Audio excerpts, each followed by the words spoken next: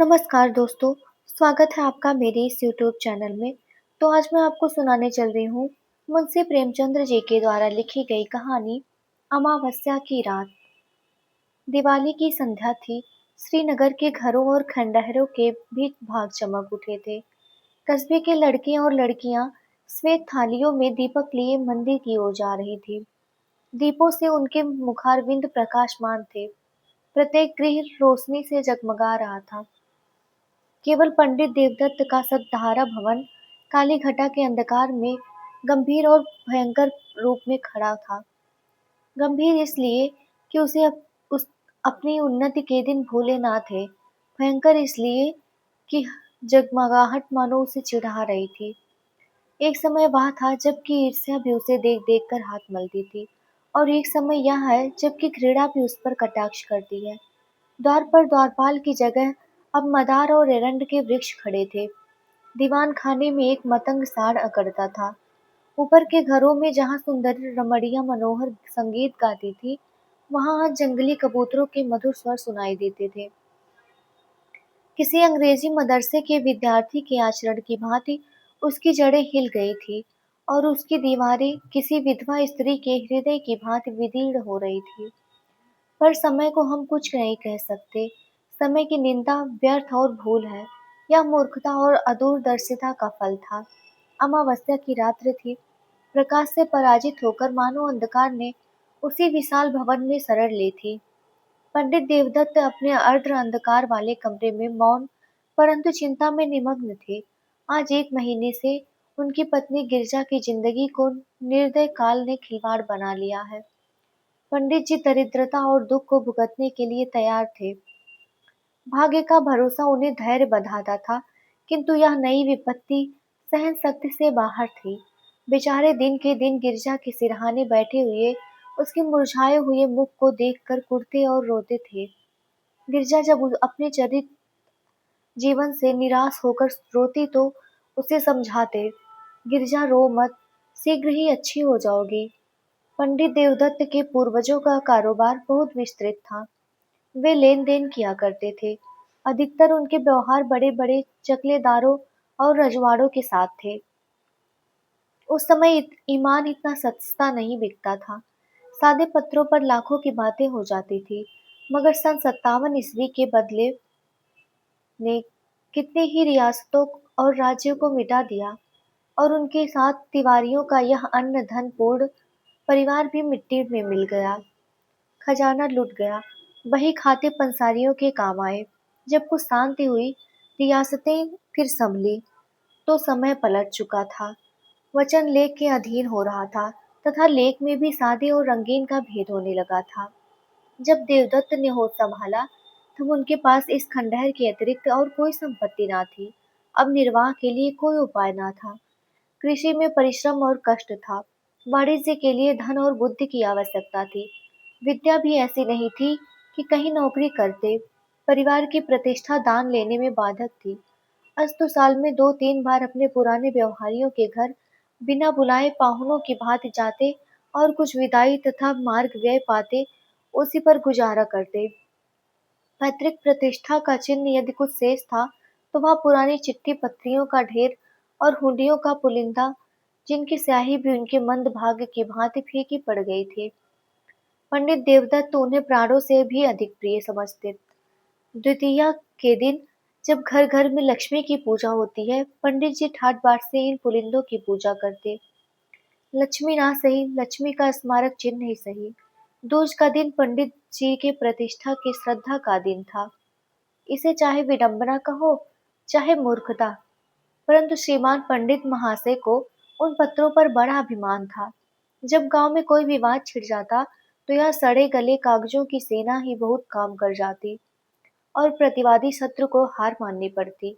यदि 70 पीढ़ियों से शस्त्र की सूरत ना देखने पर भी लोग क्षत्रिय होने का अभिमान करते हैं, तो पंडित देवदत्त का उन लेखों पर अभिमान करना अनुचित नहीं कहा जा सकता, जिसमें 70 लाख रुपए की रकम छिपी हुई थी।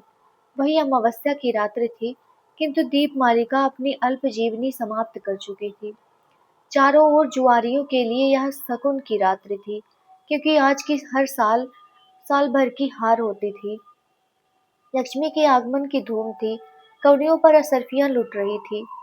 भट्टियों में शराब के बदले पानी बिक रहा था। पंडित देवदत्त के अतिरिक्त कस्बे में कोई ऐसा मनुष्य नहीं था जो कि दूसरों की कमाई समेटने की धुन में ना हो। आज भोर से ही गिरिजा की अवस्था शोचनीय थी। विषम ज्वर उसे एक एक क्षण में मूर्छित कर रहा था। एकाएक उसने चौंक कर आंखें खोली और अत्यंत क्षीण स्वर में कहा, आज तो दिवाली है। देवदत्त ऐसा निराश हो रहा था कि गिरजा को चैतन्य देख कर भी उसे आनंद नहीं हुआ। बोला, हाँ, आज दिवाली है। गिरजा ने आंसू भरी दृष्टि से इधर उधर देखकर कहा, हमारे घर में क्या दीपक ना जलेंगे? देवदत्त फूट फूट कर रोने लगा।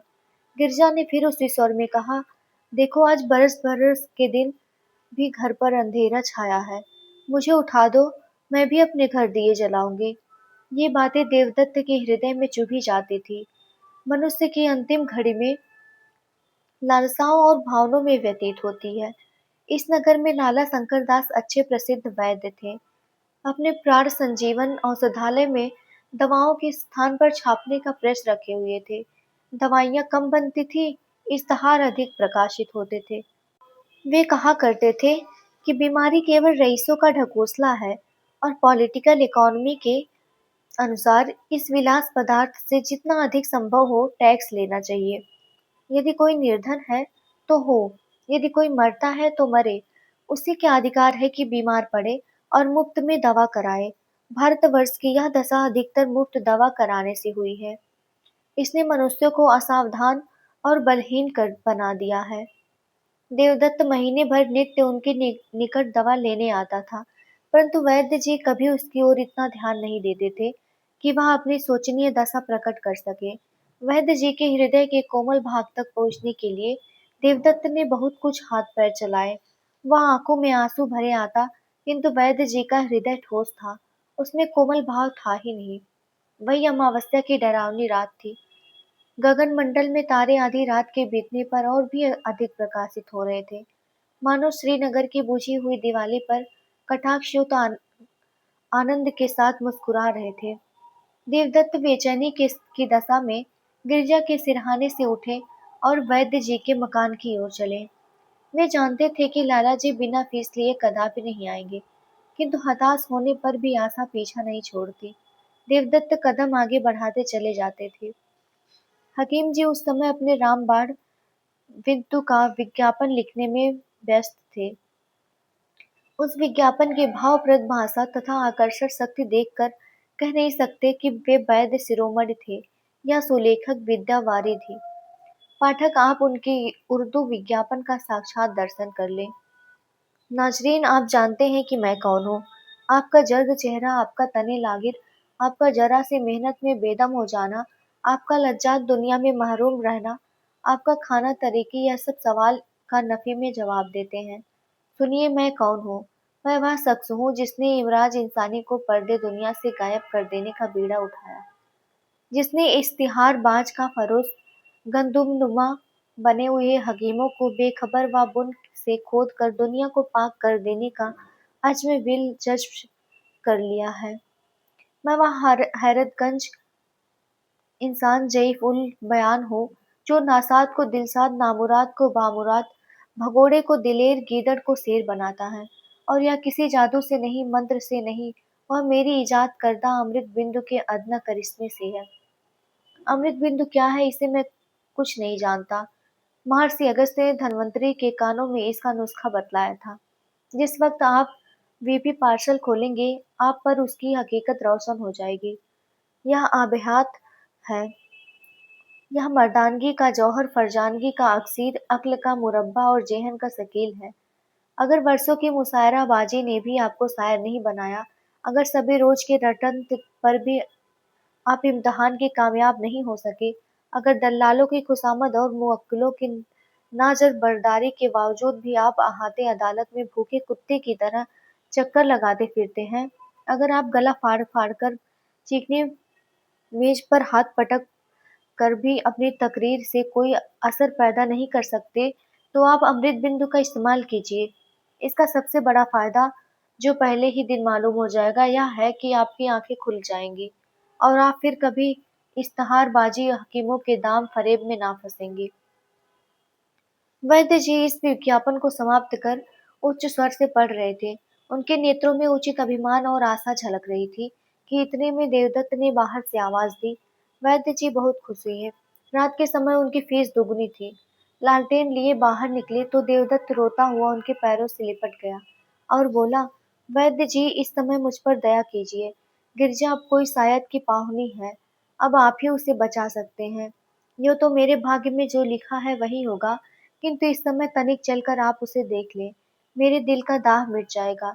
मुझे धैर्य हो जाएगा कि उसके लिए मुझसे जो कुछ हो सकता था मैंने किया।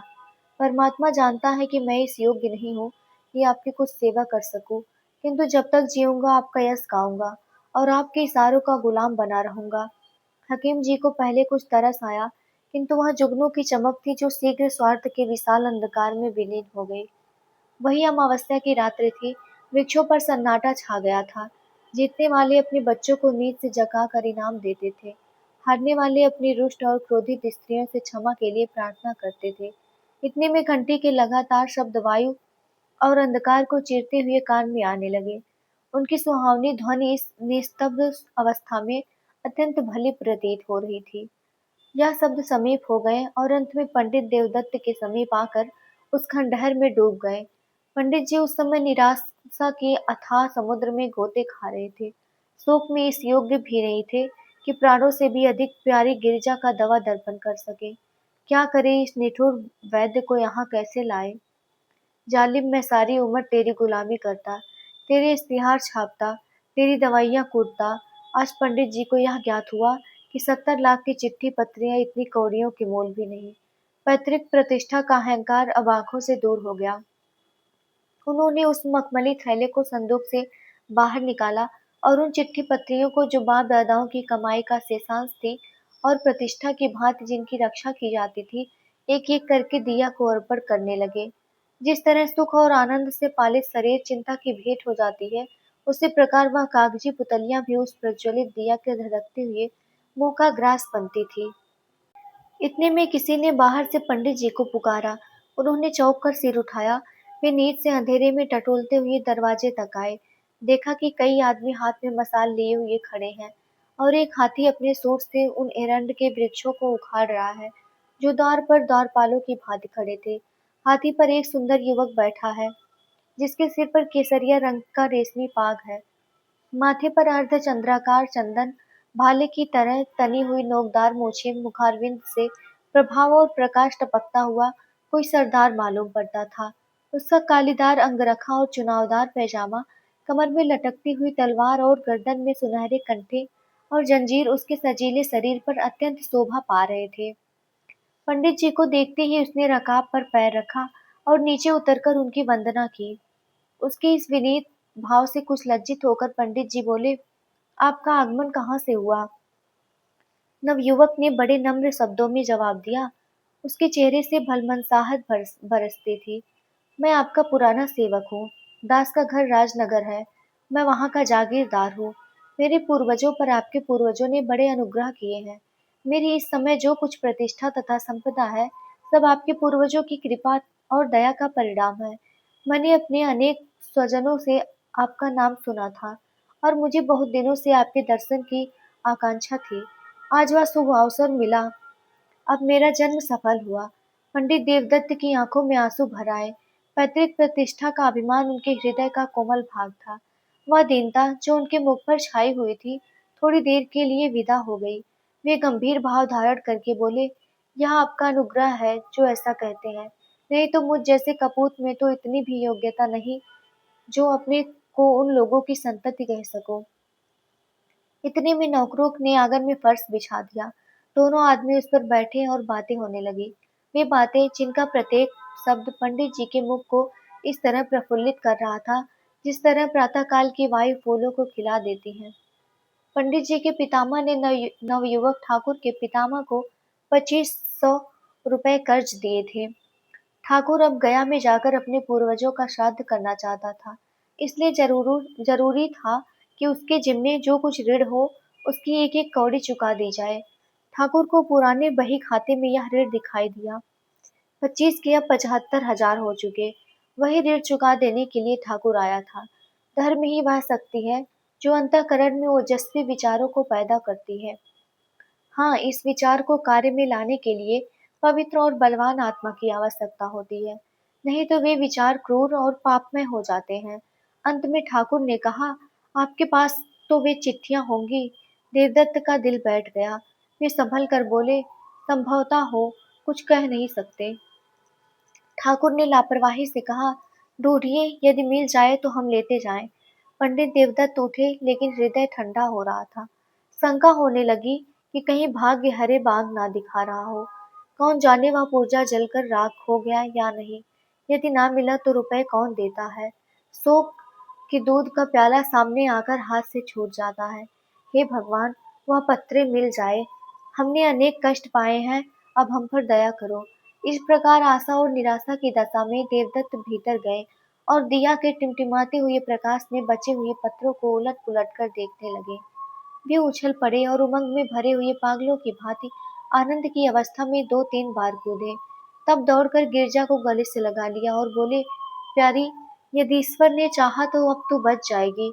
उन्मत्तता में उन्हें एकदम यह नहीं जान पड़ा कि गिरजा अब नहीं है, केवल उसकी लोथ है। देवदत्त ने पत्री को उठा लिया और द्वार तक वे इसी तेजी से आए मानो पांव में पर लग गए हैं। परंतु यहाँ उन्होंने अपने को रोका और हृदय में आनंद की उमड़ती हुई तरंग को रोक कर कहा, यह लीजिए, वह पत्री मिल गई। संयोग की बात है, नहीं तो 70 लाख के कागज दीमकों के आहार बन गए। आकस्मिक सफलता में कभी कभी संदेह बाधा डालता है। जब ठाकुर ने उस पत्री को लेने को हाथ बढ़ाया तो देवदत्त को संदेह हुआ कि कहीं वह उसे फाड़ कर फेंक ना दे। यद्यपि यह संदेह निरर्थक था, किंतु मनुष्य कमजोरियों का पुतला है। ठाकुर ने उनके मन के भाव को ताड़ लिया। उसने बेपरवाही से पत्री को लिया और मसाल के प्रकाश में देखकर कहा, अब मुझे विश्वास हुआ। यह लीजिए, आपका रुपया आपके समक्ष है। आशीर्वाद दीजिए कि मेरे पूर्वजों की मुक्ति हो जाए। यह कहकर उसने अपने कमर में से एक थैला निकाला और उसमें से एक एक हजार के 75 नोट निकालकर देवदत्त को दे दिए। पंडित जी का हृदय बड़े वेग से धड़क रहा था। नाड़ी तीव्र गति से कूद रही थी। उन्होंने चारों ओर चौकन्नी दृष्टि से देखा, कहीं कोई दूसरा तो नहीं खड़ा है, और तब कांपते हुए हाथों से नोटों को ले लिया। अपनी उच्चता प्रकट करने की व्यर्थ चेष्टा में उन्होंने नोटों की गणना भी नहीं की, केवल उड़ती हुई दृष्टि से देखकर उन्हें समेटा और जेब में डाल लिया। वही अमावस्या की रात्रि थी। स्वर्गीय दीपक भी धुंधले हो चुके थे। उनकी यात्रा सूर्य नारायण के आने की सूचना दे रही थी। उदयाचल फिरोजी बाना पहन चुका था। अस्ताचल में भी हल्के श्वेत रंग की आभा दिखाई दे रही थी। पंडित जी देवदत्त ठाकुर को विदा करके घर चले। उस समय उनका हृदय उदारता के निर्मल प्रकाश से प्रकाशित हो रहा था। कोई प्रार्थी उस समय उनके घर से निराश नहीं जा सकता था। सत्यनारायण की कथा धूमधाम से सुनने का निश्चय हो चुका था। गिरजा के लिए कपड़े और गहने के विचार हो गए। अंतःपुर में ही उन्होंने सालिग्राम के सम्मुख मनसा वाचा कर्मणा सिर झुकाया और तब वह शेष चिट्ठी पत्रियों को समेट कर उसी मखमली थैले में रख दिया। किंतु अब उनका यह विचार नहीं था कि संभवतः उन मुर्दों में भी कोई जीवित हो उठे। वरन जीविका से निश्चिंत हो अब वे पैतृक प्रतिष्ठा पर अभिमान कर सकते थे। उस समय वे धैर्य और उत्साह के नशे में मस्त थे। बस अब मुझे जिंदगी में अधिक संपदा की जरूरत नहीं। ईश्वर ने मुझे इतना दे दिया है। इसमें मेरी और गिरजा की जिंदगी आनंद से कट जाएगी। उन्हें क्या खबर थी कि गिरजा की जिंदगी पहले कट चुकी है। उनके दिल में यह विचार गुदगुदा रहा था कि जिस समय गिरजा इस आनंद समाचार को सुनेगी, उस समय अवश्य उठ बैठेगी। चिंता और कष्ट ने ही उसकी ऐसी दुर्गति बना दी है। जिसे भरपेट कभी रोटी नसीब ना हुई हो, जो कभी नैराश्य मन, धैर्य और निर्धनता के हृदय विदारक बंधन से मुक्त ना हुई, उसकी दशा उसके सिवा और हो ही क्या सकती है। यह सोचते हुए वे गिरजा के पास गए और आहिस्ता से हिलाकर बोले, गिरजा, आंखें खोलो। देखो, ईश्वर ने तुम्हारी विनती सुन ली और हमारे ऊपर दया की। कैसी तबीयत है। किंतु जब गिरजा तनिक भी ना मिनकी, तब उन्होंने चादर उठा दी और उनके मुंह की ओर देखा। हृदय से एक करुणात्मक ठंडी आह निकली। वे वहीं सिर थाम कर बैठ गए। आंखों से शोणित सी बूंदें टपक रही थी। क्या यह संपदा इतने महंगे मूल्य पर मिली है? क्या परमात्मा के दरबार से मुझे इस प्यारी जान का मूल्य दिया गया है? ईश्वर तुम खूब न्याय करते हो। मुझे गिरजा की आवश्यकता है, रुपए की आवश्यकता नहीं। यह सौदा बड़ा महंगा है। अमावस्या की अंधेरी रात गिरजा के अंधकार में जीवन की भांति समाप्त हो चुकी थी। खेतों में हल चलाने वाले किसान ऊंचे और सुहावने स्वर से गा रहे थे। सर्दी से कांपते हुए बच्चे सूर्य देवता से बाहर निकलने की प्रार्थना कर रहे थे। पनघट पर गांव की अलबेली स्त्रियां जमा हो गई थी, पानी भरने के लिए नहीं, हंसने के लिए। कोई घड़े को कुएं में डाले हुए अपनी पोपली सांस की नकल कर रही है, कोई खंभों से चिपटी हुई अपनी सहेली से मुस्कुराकर प्रेम रहस्य की बातें करती थी। बूढ़ी स्त्रियां पोतों को गोद में लिए अपनी बहुओं को कोस रही थी कि घंटे भर हुए अब तक कुएं से नहीं लौटी। किंतु राजवैद्य लाला शंकर दास अभी तक मीठी नींद ले रहे थे। खांसते हुए बच्चे और कराहते हुए बूढ़े उनके औषधालय के द्वार पर जमा हो चले थे। इस भीड़ भब्बड़ में से कुछ दूर पर दो तीन सुंदर किंतु मुरझाए हुए नवयुवक टहल रहे थे और वैद्य जी से एकांत में कुछ बातें किया करना चाहते थे।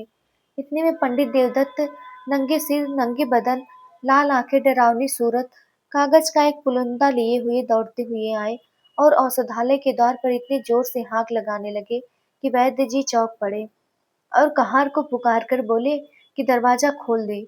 कहार महात्मा बड़ी रात गए किसी बिरादरी की पंचायत से लौटे थे। उन्हें दीर्घ निद्रा का रोग था, जो वैद्य जी के लगातार भाषण और फटकार की औषधियों से भी कम ना होता था। आप बैठते हुए उठे और किवाड़ खोलकर हुक्का चिलम की चिंता में आग ढूंढने चले गए। हकीम जी उठने की चेष्टा कर रहे थे कि सहसा देवदत्त उनके सम्मुख जाकर खड़े हो गए और नोटों का पुलिंदा उनके आगे पटक कर बोले, वैद्य जी, ये 75,000 के नोट है। यह आपका पुरस्कार और आपकी फीस है।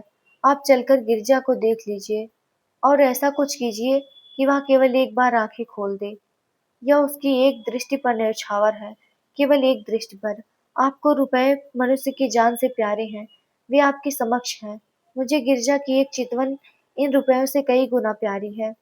वैद्य जी ने लज्जामय सहानुभूति से देवदत्त की ओर देखा और केवल इतना कहा, मुझे अत्यंत शोक है, सदैव के लिए तुम्हारा अपराधी हूँ, किंतु तुमने मुझे शिक्षा दे दी। ईश्वर ने चाहा तो ऐसी भूल कदापि ना होगी। मुझे शोक है, सचमुच है। ये बातें वैद्य जी के अंतःकरण से निकली थी। तो ये थी कहानी। आशा करती हूँ आप लोगों को पसंद आई होगी। अगर पसंद आई हो तो मेरे चैनल को लाइक, शेयर और सब्सक्राइब जरूर करिएगा और आगे की कहानियों के लिए मेरे साथ जुड़े रहें। धन्यवाद आप सभी को।